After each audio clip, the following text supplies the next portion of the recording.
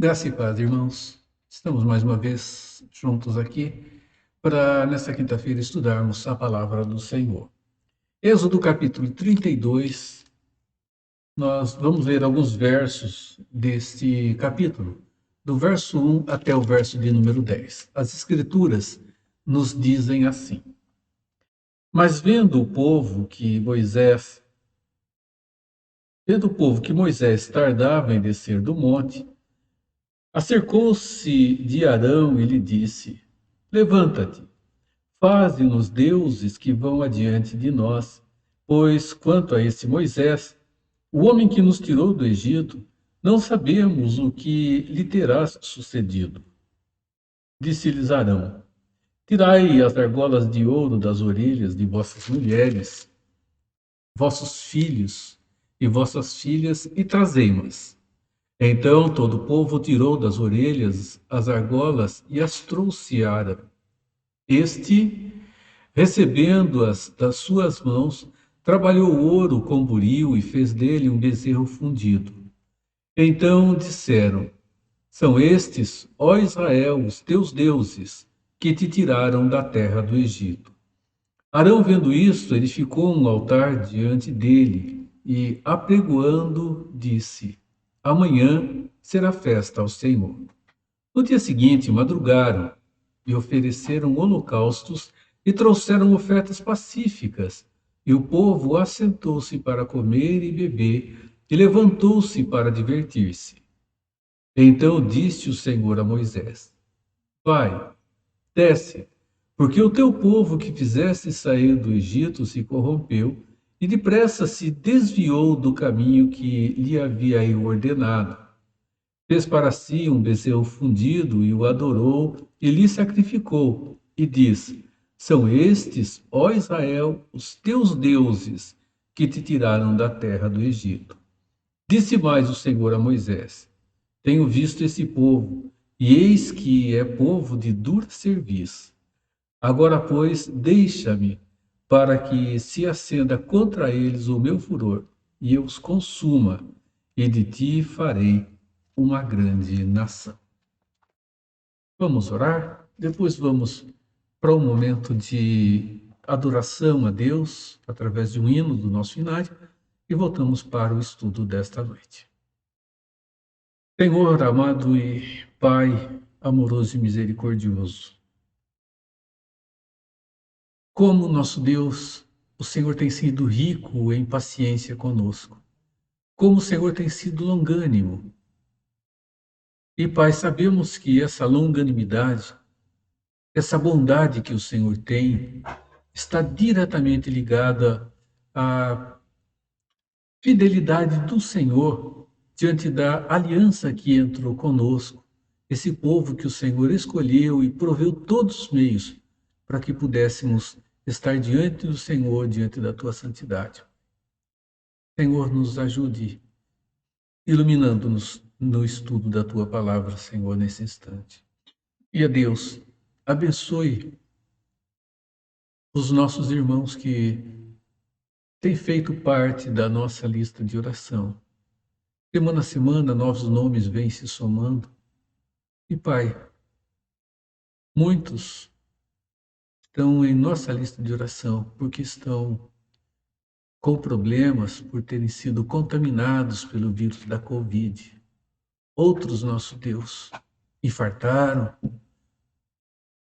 Outros, Pai amado, estão perdendo a vida porque comorbidades, Senhor, têm se agravado e não têm resistido. Conforte a família desses irmãos e esteja tratando do coração desses outros que estão adoecidos, Pai.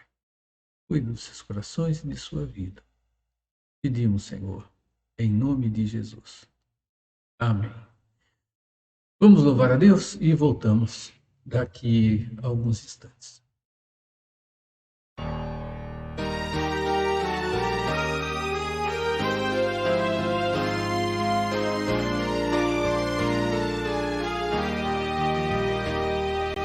Vinde crentes, dando louvor ao grande que para nossa redenção morreu na amarga cruz. Seu sangue derramou, de tudo me lavou, mais alvo do que a neve me tornou. O sangue de Jesus me lavou, me lavou. O sangue de Jesus me lavou, me lavou. Alegre cantarei louvores ao meu Rei, ao meu Senhor Jesus que me salvou. Ó, vinde unir-vos a Jesus na luta contra o mal, e com o grande Salvador em marcha triunfal, a todos proclamar que seu amor sem par o fez na cruz seu sangue derramar. O sangue de Jesus me lavou, me lavou. O sangue de Jesus me lavou, me lavou. Alegre cantarei louvores ao meu Rei, ao meu Senhor Jesus que me salvou.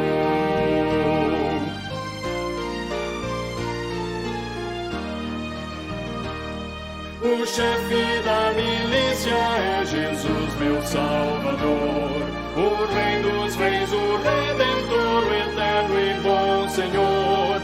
A tudo vencerá, a vitória nos dará, e a glória eterna aos céus conduzirá. O sangue de Jesus me lavou, me lavou. O sangue de Jesus me lavou, me lavou. Alegre cantarei louvores ao meu Rei, ao meu Senhor Jesus que me salvou.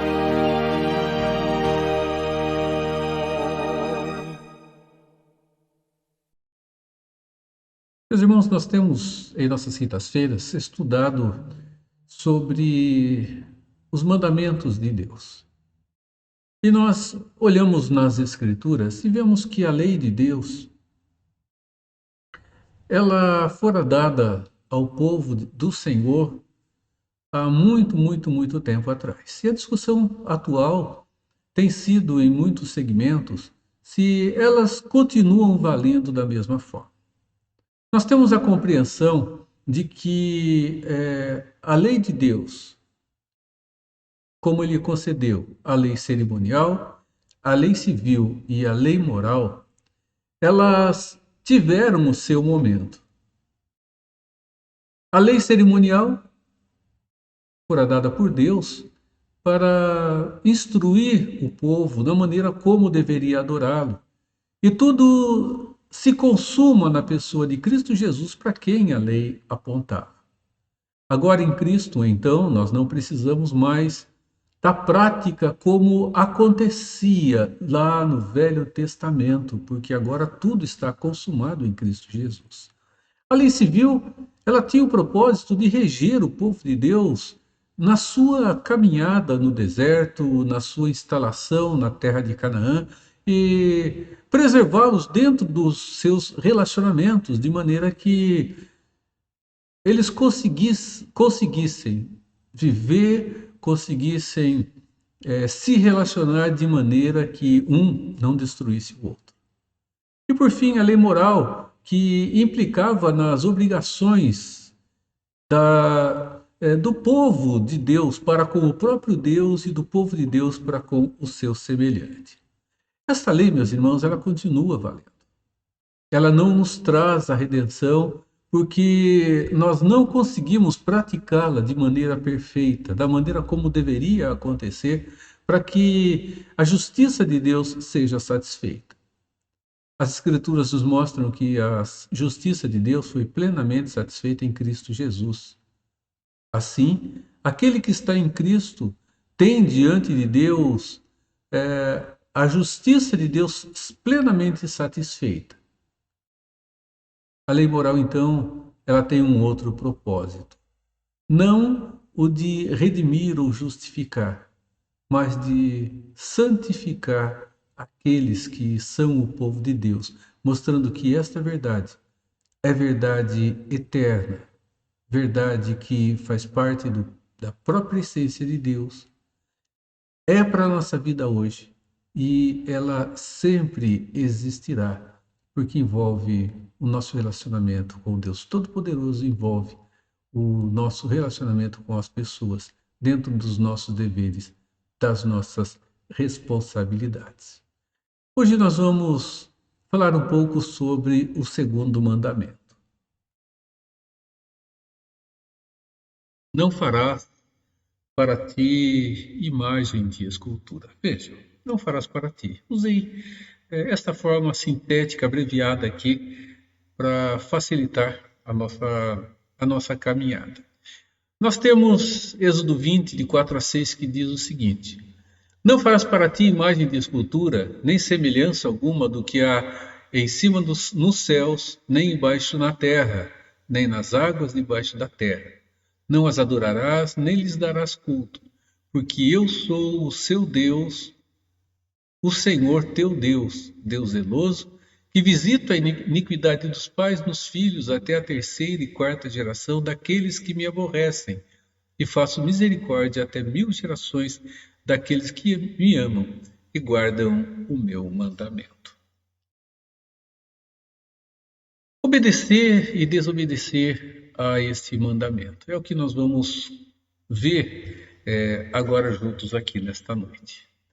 Enquanto, meus irmãos, o primeiro mandamento indica quem devemos adorar, somente a Ele adorarás e somente a Ele, Deus Todo-Poderoso, prestarás culto. O segundo mandamento nos mostra como isso deve acontecer, como nós devemos adorar. Não olhando para a forma cerimonial que a lei foi apresentada ao povo de Israel quando ainda estava no deserto. Não. Mas como devemos adorá-lo na relação da sua própria essência, da sua santidade e da sua divindade. Nosso estudo vai analisar, mesmo que rapidamente, dois pontos bem distintos dentro das Escrituras. Primeiro, esse capítulo que temos aqui, ele em parte, Êxodo 32, quando nos mostra o povo de Israel construindo um ídolo para a adoração, como se este fosse uma representação do Deus Todo-Poderoso. Eles construíram um bezerro de ouro. E o segundo momento vai nos levar ao capítulo 3 do livro de Daniel, quando temos os três amigos afrontando-se a Nabucodonosor. Deus, meus irmãos, é conhecedor profundo de cada um de nós. Conhecedor profundo do ser humano, ele assim o fez, né? E fez a cada um de nós. E ele é conhecedor de cada um de nós também, depois de Adão. E sabe, meus irmãos, ele sabe que nós, em nossos pecados, nós distorcemos tanto o objeto quanto a forma de adoração. Tanto o objeto, quem deve ser adorado e a maneira como essa adoração deve acontecer. Vamos dar uma olhada em Romanos, no primeiro capítulo, versos 24 e 25. Diz assim, palavras do apóstolo Paulo inspirada pelo Senhor. Por isso, Deus entregou a tais homens à imundícia pela concupiscência do seu próprio coração, para desonrarem o seu corpo entre si, pois eles mudaram a verdade de Deus em mentira, adorando e servindo a criatura em lugar do Criador, o qual é bendito eternamente. Amém. O apóstolo Paulo nos fala sobre isso nesse primeiro capítulo. O ser humano, por causa do pecado, inverteu completamente a relação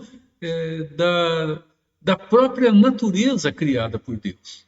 Ali o apóstolo Paulo diz que ele mudou até mesmo a natureza do relacionamento entre homem e mulher. E aqui as escrituras nos dizem que eles mudaram a verdade de Deus em mentira, ou seja, eles mudaram aquilo que Deus estabeleceu como verdadeiro e estão fazendo de forma contrária. Eles passaram, nós, seres humanos, a adorar e a servir a criatura no lugar do Criador, porque fizeram para si imagens, objetos daquilo que foi criado por Deus e passaram a adorar esses objetos. Sendo assim, meus irmãos, no segundo mandamento, né, conhecedor como Deus é da sua criação e particularmente da sua criação pós-queda, ele fala sobre o uso de imagens. Ele proíbe a adoração delas ou até mesmo a adoração acontecendo por intermédio ou através de cada uma dessas imagens construídas pelas pessoas, como afirma o apóstolo Paulo. Meus irmãos, na palavra de Deus, nós encontramos várias passagens que condenam o uso desses objetos na adoração. Não é possível, a palavra de Deus nos diz, adorar ao Senhor utilizando objetos intermediários. Jesus disse que Ele é o único mediador entre Ele e o Pai. Ele diz: eu sou o caminho, a verdade e a vida. Ninguém vem ao Pai se não for por mim. Só existe um intermediário entre nós e Deus. Paulo fala isso. Só há um mediador entre Deus e os homens, Cristo Jesus, homem. Então não é possível adorar a Deus usando qualquer objeto intermediário, a não ser através da mediação de Cristo que está presente na vida de todos aqueles que são os filhos de Deus. Então vejam, Levíticos 26:1 diz o seguinte: não fareis para vós outros ídolos, nem vos levantareis imagens de escultura, nem coluna, nem poreis pedra com figuras na vossa terra, para vos inclinardes a ela, porque eu sou o Senhor vosso Deus. A relação de adoração, o inclinar-se implica em um ato de reverência, de adoração, de subserviência, né, àquele objeto. Deuteronômio 27:15. Maldito o homem que fizer imagem de escultura ou de fundição, abominável ao Senhor, obra de artífice, e a puser em lugar oculto. E todo o povo responderá: Amém. E ainda, João diz: filhinhos, guardai-vos dos ídolos. E Apocalipse 9:20 diz o seguinte: os outros homens, aqueles que não foram mortos por esses flagelos, não se arrependeram das obras das suas mãos, deixando de adorar os demônios e os ídolos de ouro, de prata, de cobre, de pedra e de pau, que nem podem ver, nem ouvir, nem andar. Deus veementemente condena esse tipo de atitude das pessoas. E diz que há condenação para essas pessoas. Nós entramos aqui no capítulo de número 32. O povo, meus irmãos, está no deserto, ele está migrando do Egito para a terra de Canaã. Deus, através de Moisés, os tira da escravidão do Egito, lugar onde o próprio Deus usou para organizar e constituir a nação que ele havia prometido através de Abraão. Nós temos aqui no capítulo 32 a forma como o povo de Deus deixou de lado aquilo que Deus já houvera dito a eles. E mostra que aqui nem o primeiro e nem o segundo mandamento foi observado pelo povo do Senhor. Eles se entregaram diretamente à idolatria. Adoraram outros deuses por meio de um ídolo que foi construído ali.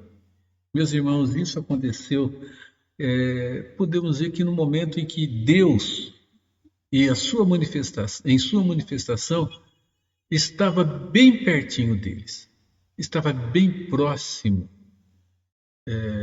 do povo, estava bem próximo de todos eles. Vamos olhar para alguns aspectos dentro desse texto. Êxodo 32 vai nos mostrar que, enquanto eles estavam naquele momento de adoração, os líderes usaram algumas expressões que chamam a nossa atenção. Moisés estava no monte, Deus estava conversando com Moisés, Deus estava dando ao povo instrução através dele, quando Arão, que estava em seu lugar liderando o povo, houve a reclamação do povo, que pede que ele construísse Deus ou deuses que fossem adiante deles. Porque, afinal de contas, Moisés não sabiam, ele, segundo as Escrituras, o que haveria acontecido. O povo está numa situação ali de Moisés não volta mais, de incredulidade, impiedade pura. Vejam só. Verso 4 do capítulo 32. Este, recebendo-as das suas mãos, trabalhou o ouro com buril e fez dele um bezerro fundido. Então disseram: São estes, ó Israel, os teus deuses que te tiraram da terra do Egito. Verso 8. E depressa se desviou do caminho que lhe havia eu ordenado.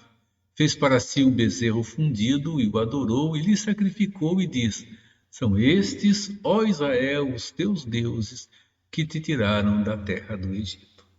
Irmãos, ele chega e diz: construa deuses que vão adiante de nós. E Arão simplesmente ouve o povo e pede para que todos tirassem os objetos de ouro que carregavam consigo e dessem a ele. Parece-nos que não era pouca coisa, não é? Mesmo porque a quantidade de pessoas que estava ali era muito grande.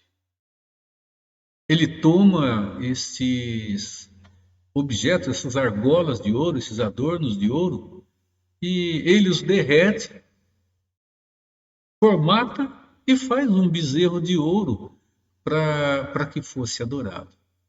Observe uma coisa dentro desse texto. Então disseram: São estes, ó Israel, os teus deuses que tiraram do Egito. Depois, no verso 8: São estes, ó Israel, os teus deuses que te tiraram da terra do Egito. Veja, eles adoravam uma imagem. Foi feito um bezerro de ouro, um objeto. Mas por meio desse objeto, há uma expressão usada aqui no plural. Eles falam em deuses. Esses foram os deuses que te tiraram da terra do Egito.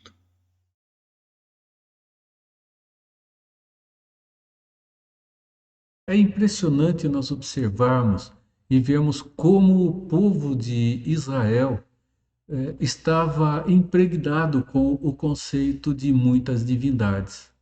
Um conceito politeísta, um conceito, meus irmãos, de terem muitos deuses governando e regendo todas as coisas e regendo todas as pessoas.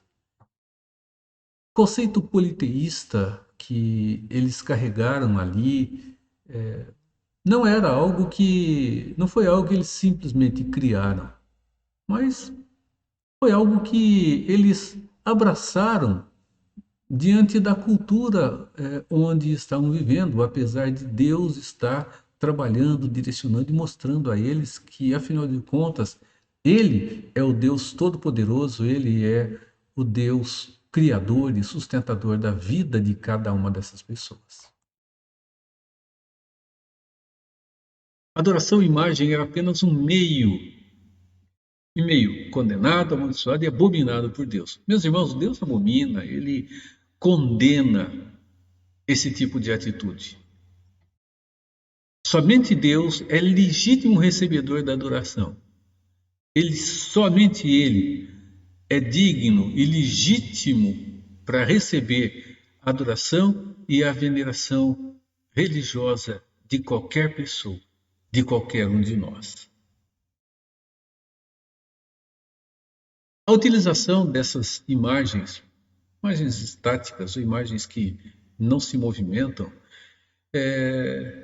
imagens que, segundo o Salmo 115, não falam, não andam, não se alimentam, não veem, não ouvem, não têm poder algum em si mesmo, contrasta de uma maneira muito forte com o nosso Deus, o Deus verdadeiro, o Deus de Israel, o único Deus. Um Deus que, diferente desses ídolos todos, ele é um Deus pessoal. É um Deus com vontade própria. É um Deus com governo absoluto. É um Deus que nós chamamos de Todo-Poderoso. Um Deus que nos ama, um Deus que nos chama à responsabilidade, chama-nos a atenção e quer que fujamos da idolatria. É um Deus, meus irmãos, que ama. Por outro lado, é um Deus que também se ira. E Deus ficou irado com esse povo. Tanto que temos o registro no capítulo 32 de Deus dizendo: Moisés, eu vou acabar com esse povo, vou fazer de você uma grande nação. E Moisés intercede pelo povo diante de Deus. Ele diz: Senhor, mas o que vão pensar os egípcios e os outros povos com relação ao que o Senhor já houvera dito?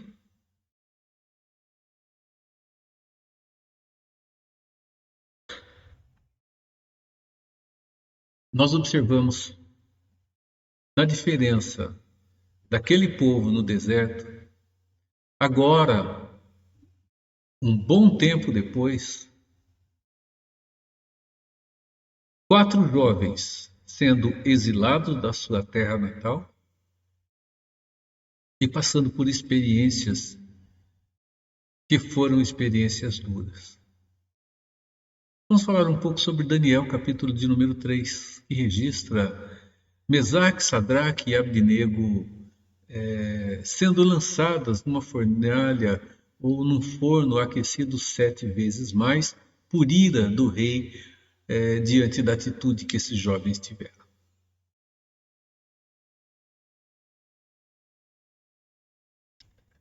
O povo de Deus, ele estava sendo liderado por Arão, como falamos até agora, eles desobedeceram a Deus. Eles não guardaram o mandamento como Deus havia lhes dito.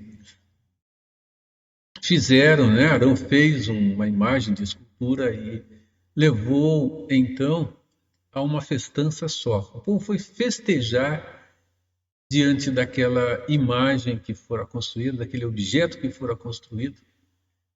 Isso trouxe a eles o juízo de Deus.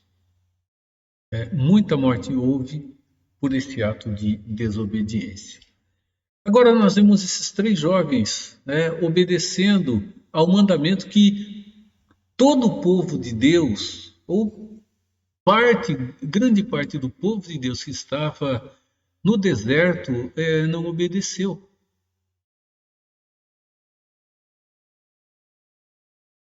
Quando nós pegamos o livro do profeta Daniel, nós vemos ali uma narrativa muito interessante. Nabucodonosor tinha sonhado e tinha sido extremamente incomodante o sonho que ele teve. Ele chama os magos, feiticeiros, os caldeus, que eram pessoas que faziam parte dessa elite de conselheiros espirituais do rei, e eles são chamados para que interpretasse o sonho do rei. Só que não era simplesmente dar a interpretação, mas o desafio era dizer qual o sonho. Conhecemos um pouco da história e vemos que através de Daniel ele fica conhecendo então o que haveria de acontecer, isto sabendo que era uma revelação de Deus, e Deus então dá esse dom a Daniel, o de interpretar os sonhos. Ou seja, dar conhecimento às pessoas daquilo que Deus revelava a cada uma, que diante da qual a revelação viesse. Né? Não era qualquer sonho, não era sonhar e ter interpretação, mas era receber de Deus a revelação, e Daniel recebeu de Deus o dom para dizer o que significava. E o sonho de Nabucodonosor falava de uma grande estátua, né, com cabeça de ouro, né, peito de prata, os quadril de bronze, os pés de ferro com barro. Né? E logo depois nós observamos Nabucodonosor fazendo o quê? Construindo uma enorme de uma estátua de ouro. E não somente isso. Usando a prerrogativa que ele tinha como rei, os reis se colocavam como representantes de Deus aqui, ele exige adoração à estátua numa direção que ele mesmo direcionava também esta relação de adoração para si mesmo.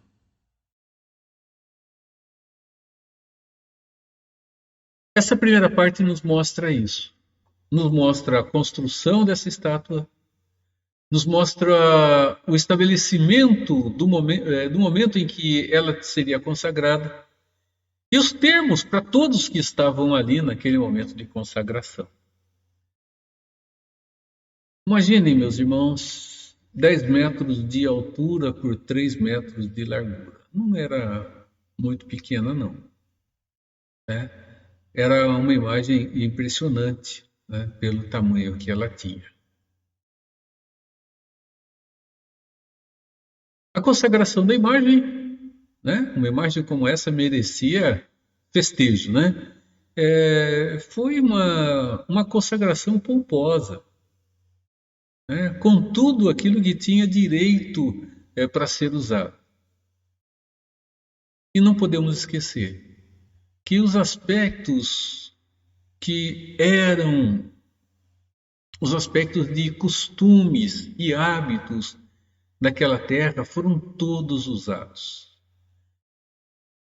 Questão cultural, questão religiosa, cerimonial, e não só isso, nós vemos as escrituras mostrando que todas as autoridades estavam presentes. Ali fala dos sátrapas, fala de uma série de pessoas com funções que nós nem sabemos hoje exatamente qual era cada uma delas. Né? Os sátrapas, os prefeitos, os governadores, os juízes, os tesoureiros, os magistrados, os conselheiros e todos os oficiais das províncias. Todos foram chamados para a consagração. Todas as autoridades estavam ali, todas as autoridades estavam apoiando aquele ato de adoração, de idolatria que estava acontecendo. Com exceção, 3 amigos israelitas. Eles, enquanto todos os outros, todos os demais, se curvaram diante da estátua como fora o decreto do rei, esses 3, eles se negaram a fazer isso. Eles ficaram em pé. Permaneceram em pé. Eles permaneceram desta forma. E quando eles são, meus irmãos, interrogados pelo rei, eles são ousados na resposta. Né? Eles são marrentos.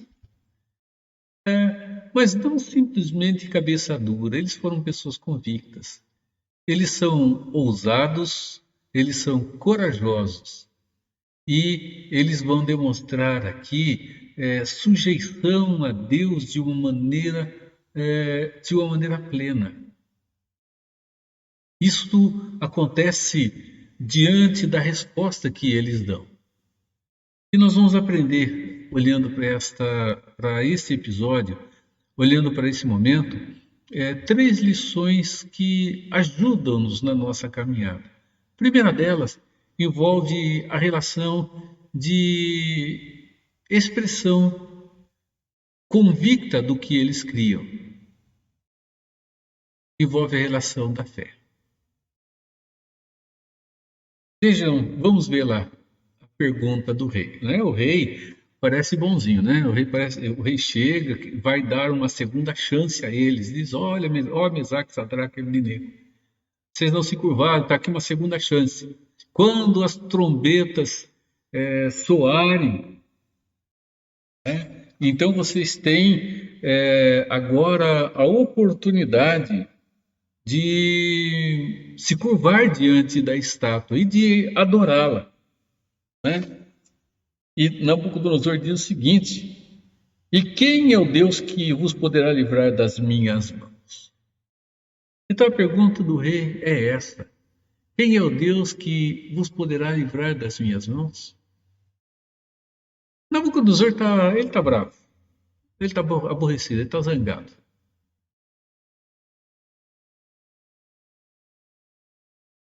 Qual foi a resposta dos três amigos? O rei, você já sabe a resposta. A resposta já é sabida. Eles dizem: ó Nabucodonosor, quanto a isso, nós não precisamos te responder. Quanto a isso, nós não precisamos responder a você. Você já sabe que nós não serviremos a Deus nenhum que não seja o nosso Deus. Verso 18 diz: se não fica sabendo, ó rei, que não serviremos a teus deuses, nem adoraremos a imagem de ouro que levantaste. Isso deixou esse homem, meus irmãos, numa fúria tremenda. Nabucodonosor se ira de tal forma que manda acender a fornalha 7 vezes mais. Meus irmãos, a fornalha acesa uma vez, no normal dela, já seria suficiente para matar alguém queimado. Na ira, Nabucodonosor manda acender 7 vezes mais a fornalha para que eles fossem jogados lá dentro, para que houvesse sofrimento da parte deles. E este acendimento da fornalha, ele é tão real que as escrituras registram que aquelas pessoas, homens fortes que foram para lançar esses três amigos para dentro da fornalha, morreram queimados.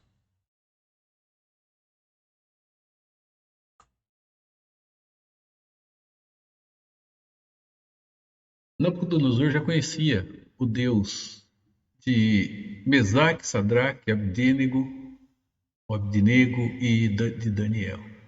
Afinal de contas, ele já havia dito que não existe um outro Deus como o de Daniel, depois de Daniel ter revelado a ele o sonho e a interpretação. Eles deixam claro que era a esse Deus que eles estavam em obediência. Eles estavam obedecendo aquele Deus que já era sabido do rei. E assim eles estavam, meus irmãos, cumprindo, guardando a palavra de Deus dentro dos seus mandamentos. E aqui eles estavam preservando a sua integridade com relação a esse mandamento. Depois, a relação de confiança. Este Deus, o Deus que eles dizem, você já sabe, rei, era o Deus onde eles depositavam a sua confiança. Meus irmãos, eles não tinham dúvida nenhuma de que Deus ele tinha poder suficiente para guardar a vida deles, para livrá-los da ira, para livrá-los da punição que o rei estava impondo. Esse rei idólatra, esse rei arrogante, esse rei extremamente presunçoso. E com isso, eles se sujeitam a Deus sem dúvida nenhuma, sem a menor dúvida quanto ao caráter santo do Deus a quem eles serviam. Meus irmãos, eles, apesar de não terem dúvidas com relação a Deus, eles estavam plenamente conscientes que eles eram limitados. O que isso significa? Eles não sabiam, meus irmãos, o que poderia acontecer a eles. No entanto, eles depositavam nas mãos de Deus toda a confiança necessária. E eles demonstram que eles estavam prontos, absolutamente prontos, para viver os atos da providência de Deus em suas vidas. Eles não sabiam quais seriam esses atos de providência. E não sabiam sequer se Deus os livraria. Mas eles estavam confiando nesse Deus, estavam tranquilos. Tão tranquilos que eles afrontam o rei. Isso que nós lemos agora. Se o nosso Deus, a quem servimos, quer livrar-nos, ele nos livrará da fornalha de fogo ardente das tuas mãos, ó rei. Se ele não quiser, fica sabendo, ó rei, que nós não vamos servir aos teus deuses, nem adoraremos a imagem de ouro que o Senhor levantou. Não faremos isso. Meus irmãos, plena confiança em Deus. Plena obediência ao seu mandamento, que nos mostra um contraste muito grande entre a atitude desses três moços e o que nós estamos vivendo na nossa época, o que nós estamos vivendo nesse período contemporâneo, nesse nosso tempo. Hoje, nós vivemos, meus irmãos, um contraste enorme entre Mesaque, Sadraque, Abdenego, Daniel e o que tem acontecido dentro das nossas igrejas, particularmente dentro da expressão de algo que envolve a vida de cada um de nós e daquela atitude que nós não podemos viver sem ela, que são as nossas orações, as nossas atitudes com relação ao Deus Todo-Poderoso. O entendimento atual, meus irmãos, da nossa época, é que a fé, ela envolve a ideia, o conceito de livramento, o conceito de solução rápida dos problemas, envolve cura das doenças, sejam elas quais forem. Este é o entendimento que o nosso tempo nos mostra ter sobre o que representa de fato a fé, o que representa de fato servir a Deus. E, meus irmãos, não é estranho nós ouvirmos expressões que são expressões ditatoriais, são expressões determinativas ao Deus Todo-Poderoso. Expressões como eu determino, o Deus é obrigado a cumprir aquilo que ele disse, isso segundo o próprio conceito, não é, dos grupos, porque ele se obriga agora a servir-nos, que vai fazer de Deus não o nosso Senhor, mas aquele criado que ouve as nossas ordens e nos obedece. E incrível é que, se nós não entendermos desta forma, se nós não formos ousados a esse ponto, meus irmãos, o que podemos ouvir é que nós não somos pessoas de fé, nós não temos fé. Não é bem isso que as Escrituras nos afirmam. Não foi assim com Daniel e não foi assim com Misael, Azarias e Ananias. Não foi assim com esses 4 amigos. Foi completamente diferente. Eles disseram, se Deus nos livrasse das mãos desse rei tirano, eles não iam modificar a sua fé, a sua segurança e a sua confiança em Deus. Não haveria qualquer mudança, meus irmãos. Deus, para eles, no seu coração, não deixaria de ser exatamente o mesmo Deus. Eles tinham paz, com relação a isso?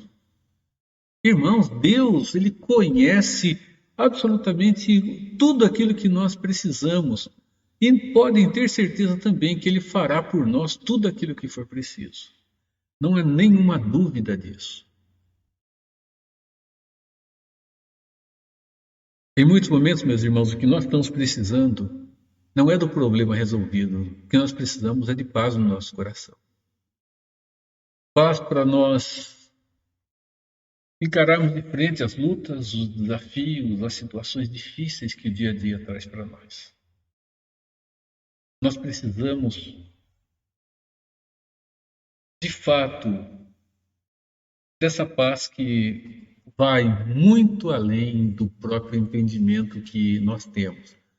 Filipenses 4,7 nos fala assim: e a paz de Deus, que excede a todo entendimento, guardará o vosso coração e a vossa mente em Cristo Jesus. Meus irmãos, precisamos não de ausência de problemas, mas precisamos de paz no coração. Os problemas virão, os desafios virão. E a nossa vida estará na corda bamba em muitas situações e em muitos momentos. João disse o seguinte, registra o seguinte, são as palavras de Jesus: deixo-vos a minha paz vos dou, não vou lá dou como a dá o mundo. Não se turbe o vosso coração, nem se atemorize. E aí ele vai continuar: crede em Deus, crede em mim. Na casa de meu pai há muitas moradas, se não fosse assim, eu vos teria dito. Ele diz: minha paz vos dou, não a dou como o mundo a dá. A paz do mundo é a ausência de conflito. A paz de Cristo é a segurança de que o nosso conflito com Deus foi resolvido e que nós estamos seguros para enfrentar os conflitos que o mundo à nossa volta está vivendo. E nós estamos dentro dele. As Escrituras nos registram, então, o que foi que aconteceu. Aqueles 3 amigos surpreenderam o rei e todos os mais que estavam à sua volta. O livramento está registrado desta forma. Tornou ele e disse: eu, porém, vejo 4 homens soltos que andam passeando dentro do fogo, sem nenhum dano, e o aspecto do quarto é semelhante a um filho de deuses. Verso 25 do capítulo 3. Meus irmãos, esse quarto que estava lá dentro, o entendimento que se tem é que é a segunda pessoa da divindade que se manifesta ali. Ou seja, é o próprio Deus, Cristo Jesus, que se faz presente junto desses 3 amigos e os livra de serem torrados, de serem queimados, de serem mortos dentro daquela fornalha. Isso vai resultar, mais uma vez, em um testemunho muito claro de quem é o Deus a que ele serve. As palavras de Nabucodonosor foram essas: portanto, faça um decreto pelo qual todo povo, nação e língua que disser blasfêmia contra o Deus de Sadraque, Mesaque e Abdenego seja despedaçado e as suas casas sejam feitas em monturo, porque não há outro Deus que possa livrar como este. Bem, para Nabucodonosor era mais um Deus, mas esse Deus ele é um Deus poderoso. Eles não existe um outro Deus que traga um livramento como esse. Um livramento diante de uma fornalha ardente como está, saindo lá de dentro dela, sem cabelo chamuscado, sem roupa queimada, sem sequer cheiro de fumaça.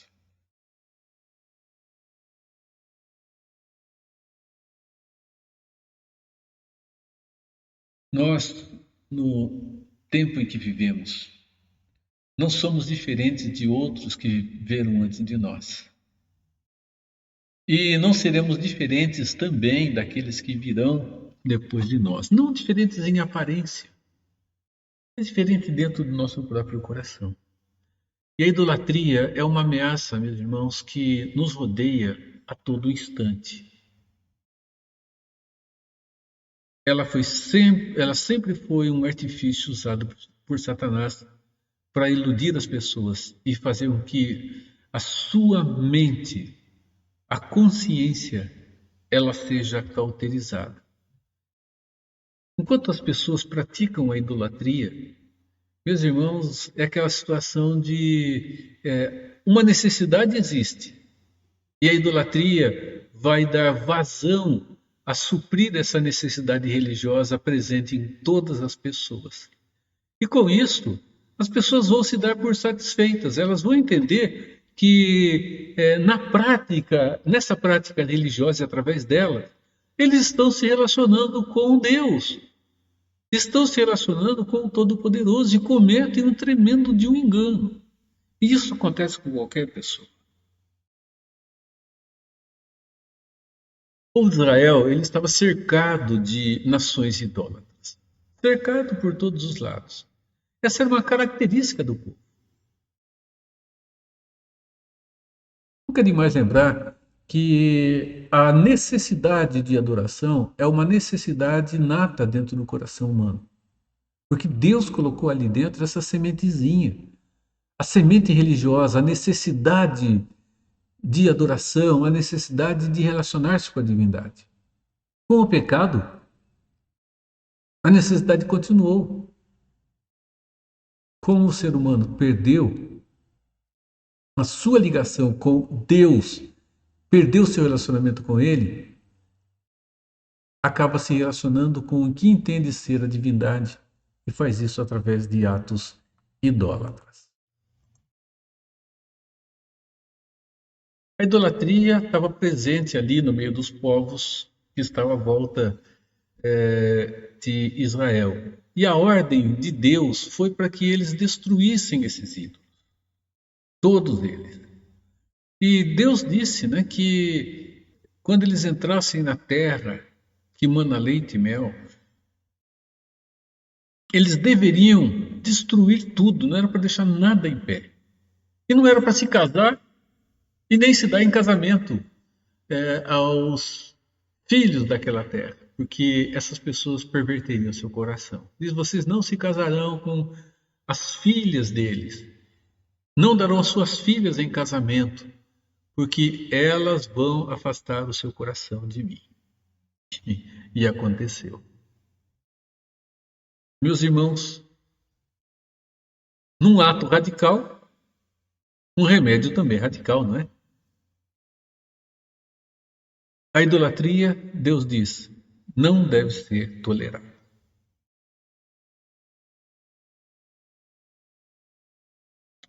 Mas a gente olha a palavra de Deus, e principalmente tomando o período da monarquia, nós vamos ver o povo de Deus não obedecendo e o povo de Deus caindo em idolatria. O rei Salomão foi um desses exemplos. E quando a gente olha a história da igreja e pegamos a caminhada da era cristã, nós vamos ver, meus irmãos, a igreja lutando para formar a sua identidade teológica. E no quarto século, podemos dizer que ela está formada. Mas a partir daí, né, e particularmente a partir do momento em que o imperador Constantino simpatiza-se com a igreja e outros vêm para ela e aqueles que estão dentro dela entendem de maneira equivocada que viver com Deus era exilar-se, nós observamos que o culto a Deus ele foi se descaracterizando mais e mais e mais e mais e só teve mudança com a reforma protestante lá no século XVI, quando Deus levanta homens para mudar esta relação idolátrica que o povo de Deus tinha passado a viver. E a gente termina aqui, né, com alguns pensamentos. Idolatria significa adoração a deuses falsos. E nas Escrituras, a palavra que vai definir idolatria, ela significa uma coisa vazia, uma coisa vã, ou vaidade, na expressão do rei Salomão, quando ele escreve Eclesiastes. Atos 14, 15 diz o seguinte: Senhores, por que fazeis isto? Nós também somos homens como vós, sujeitos aos mesmos sentimentos, e vos anunciamos o Evangelho, para que destas coisas vãs vos convertais ao Deus vivo, que fez o céu, a terra, o mar e tudo o que neles há.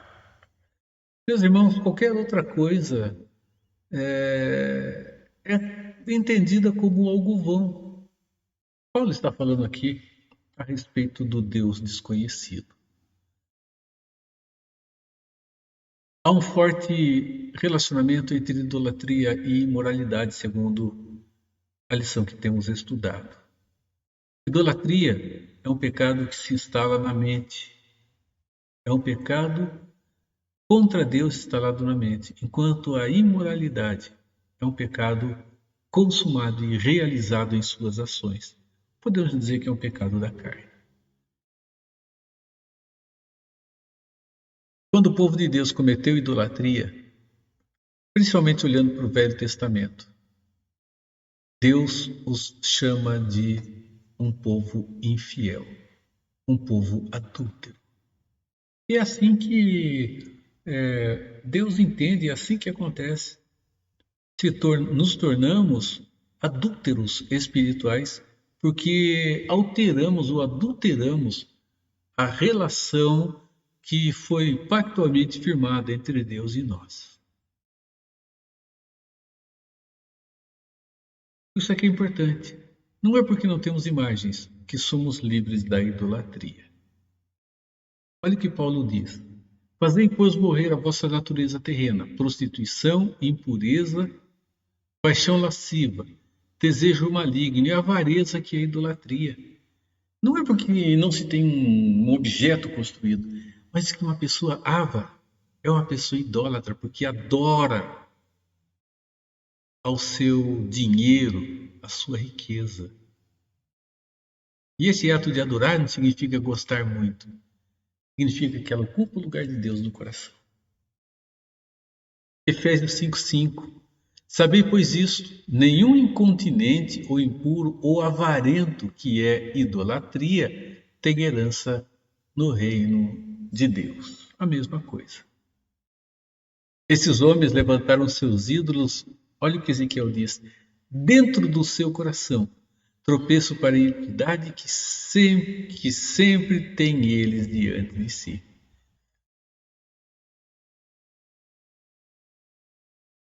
Meus irmãos, na história nós vimos uma frase que foi cunhada e que pode ter base aqui em Ezequiel 14, que diz que o nosso coração é uma grande fábrica de ídolos. Com certeza, se nós não tomarmos cuidado, nós não vamos construir réplicas ou fazer uma reprodução daquilo que Deus criou. Mas vamos, meus irmãos, mesmo sem fazer isso, cair na idolatria, colocando dentro do coração outro valor que não seja o Deus Todo-Poderoso. Quando qualquer coisa ocupa o lugar de Deus na nossa vida, a idolatria se caracteriza. Deus tem ocupado o primeiro lugar na vida ou tem algo mais importante que tem ocupado esse lugar? Uma pergunta e uma afirmação. Cuidado com a idolatria. Não farás para ti, ou não permitirás que no teu coração se instale nada que tome o lugar do Deus Todo-Poderoso. Meu irmão, minha irmã, que em Cristo você seja ricamente abençoado e renovado. E não se esqueça, no teu coração não farás para ti nenhuma imagem que tome o lugar do Deus Todo-Poderoso. Que Ele abençoe-nos. Amém. Vamos louvar ao nosso Deus.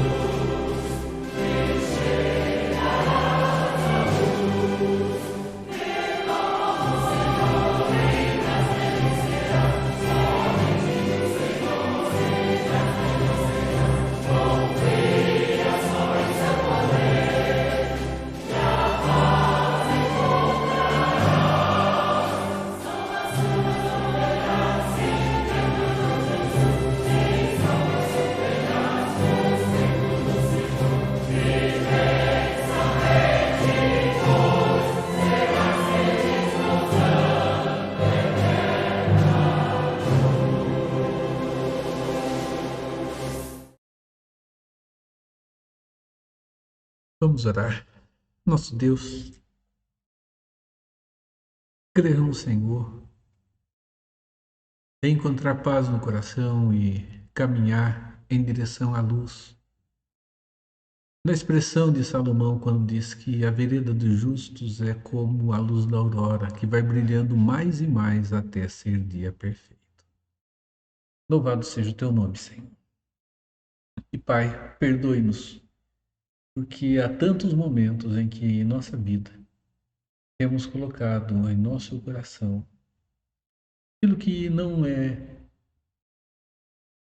vida com o Senhor. Pedimos, Senhor, que nos dê do teu perdão, da tua direção, e que saibamos com maturidade analisar, Senhor, o nosso próprio íntimo e modificarmos, Senhor, a nossa vida, colocando o Senhor acima de tudo. Louvado seja o teu nome, Pai. E nos guarde, Senhor, na caminhada desses dias ainda. Em nome e por amor de Jesus Cristo. Amém. Meus irmãos, que a graça de Jesus Cristo, o amor de Deus, o nosso Pai, a comunhão do Espírito Santo, renove-se sobre a sua vida, sobre a sua família e sobre o seu lar. E assim envolva todo o povo de Deus que está espalhado pela face da terra, hoje e por todos os dias, até a consumação dos séculos. Amém. Amém. Deus te abençoe em Cristo Jesus. A fé é a chave que abre para nós as janelas do céu. Entretanto, a incredulidade é o obstáculo para a manifestação do poder de Deus. Jesus disse para Marta: se creres, verás a glória de Deus. Jesus disse que não realizou muitos milagres em Nazaré por causa da incredulidade do povo. Hoje é um momento de você avaliar o seu coração. Nesse quesito, a sua fé em Deus. Você tem exercitado a sua fé? Eu não estou falando de fé na fé, eu não estou falando de fé nos ídolos, eu não estou falando de confissão positiva, de fé na sua própria palavra. Eu estou falando daquela fé pura e genuína, daquela confiança singela, profunda e inabalável na pessoa de Deus, na palavra de Deus e nas promessas de Deus. Se nós vivermos ao sabor das circunstâncias, jogados de um lado para o outro, olhando para a enormidade dos problemas, para a grandeza da nossa fraqueza, vamos ficar rendidos ao desânimo, vamos nos capitular ao pessimismo, vamos naufragar nas águas turvas das impossibilidades. É hora de você exercitar a sua fé, olhar para Deus, saber que Deus é confiável, Ele é fiel, que a sua palavra é a verdade, que as suas promessas não caem por terra e em todas elas nós temos o sim e o amém. Fé é você crer que o que Deus falou, Ele vai cumprir. Fé é você descansar no cuidado de Deus, ainda que as circunstâncias à sua volta sejam adversas, ainda que os seus sentimentos sejam turbulentos, ainda que as pessoas conspirem contra você. É você ter plena certeza de que Ele, Deus, está do seu lado e Ele nunca vai desamparar você. Foi esta a experiência de Davi ao escrever o Salmo 23. Ainda que eu ande pelo vale da sombra da morte, não temerei mal nenhum, porque tu estás comigo. É a presença dEle, a confiança na pessoa dEle, na palavra dEle, nas promessas dEle, que dá para você um ânimo novo para triunfar sobre as dificuldades e pôr os seus olhos naquele que é o autor e o consumador da nossa fé, Jesus Cristo, nosso Senhor. Então eu tenho um grande desafio a você agora, nesse momento. Hoje é dia de exercitar a fé.